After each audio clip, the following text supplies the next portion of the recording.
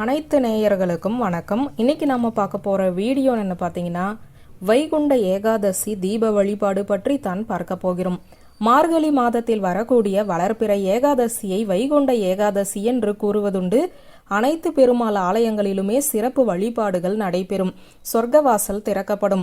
சொர்க்கவாசலின் வழியாக பெருமாளை நாம் தரிசனம் செய்யும் போது நம்முடைய கர்ம வினைகள் அனைத்தும் நீங்கி இந்த உலகத்தில் வாழும் வரை அனைத்து விதமான சுகங்களையும் பெறுவதோடு கடைசி காலத்தில் சொர்க்கவாசலை அடைவோம் என கூறப்படுகிறது.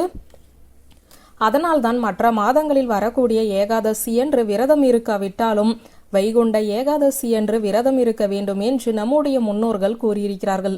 அப்படிப்பட்ட வைகுண்ட ஏகாதசி என்று விரதம் இருக்க முடியாத சூழ்நிலையில் இருப்பவர்கள் பெருமாளின் அருளை பெறுவதற்கு ஏற்ற வேண்டிய ஒரு தீபத்தை பற்றித்தான் நாம் இப்போது பார்க்க போகிறோம்.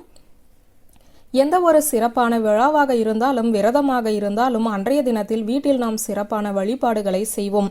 என்னதான் சிறப்பான வழிபாட்டை செய்ய முடியாவிட்டாலும் அல்லது செய்தாலும் கண்டிப்பான முறையில் தீபம் என்பதை ஏற்றுவோம்.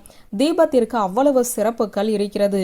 தீபம் ஏற்றும் போது எந்த தெய்வத்தை நினைத்து ஏற்றுகிறோமோ அந்த தெய்வம் அந்த தீபத்தில் குடியேறி நமக்கு பரிபூரணமான அருளை தருவார்கள் என கூறப்படுகிறது. அந்த வகையில் வைகுண்ட ஏகாதசி என்று பெருமாளின் அருளை பெறுவதற்கு ஏற்ற வேண்டிய தீபத்தை பற்றி தான் பார்க்க போகிறோம். பெருமாளுக்கு உரிய வைகுண்ட ஏகாதசி என்று பலருமே விரதம் இருந்து வழிபாடு செய்வார்கள். ஒரு சிலரால் அவர்களுடைய சூழ்நிலையின் காரணமாக விரதம் இருக்க முடியாத நிலை ஏற்படும். அந்த நிலையில் வருத்தம் கொள்ளாமல் இந்த ஒரு எளிமையான தீபத்தை மட்டும் ஏற்றினாலே போதும், பெருமாளின் அருளை பெற முடியும். அப்படிப்பட்ட ஒரு தீபத்தை ஏற்றுவதற்கு நமக்கு பெருமாளுக்கு உரிய சில உகந்த பொருட்கள் தேவைப்படும். ஒரே ஒரு நெய் தீபம் மட்டும் ஏற்றினால் கூட போதும்.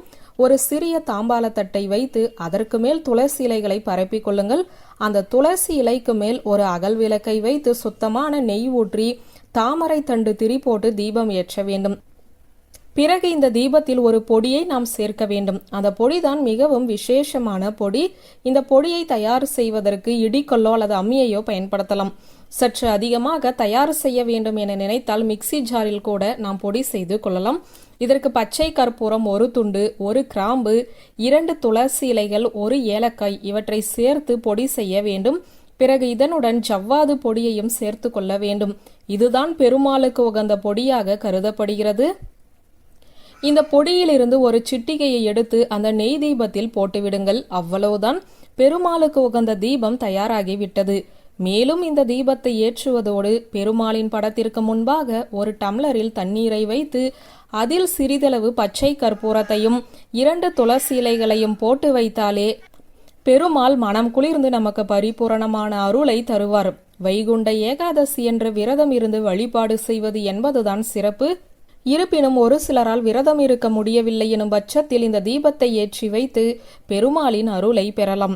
விரதம் இருப்பவர்களும் இந்த தீபத்தை ஏற்றி வைத்து இரட்டிப்பு பலனை பெறலாம் என்ற தகவலை கூறி இந்த வீடியோவை நிறைவு செய்கிறேன். நன்றி, வணக்கம்.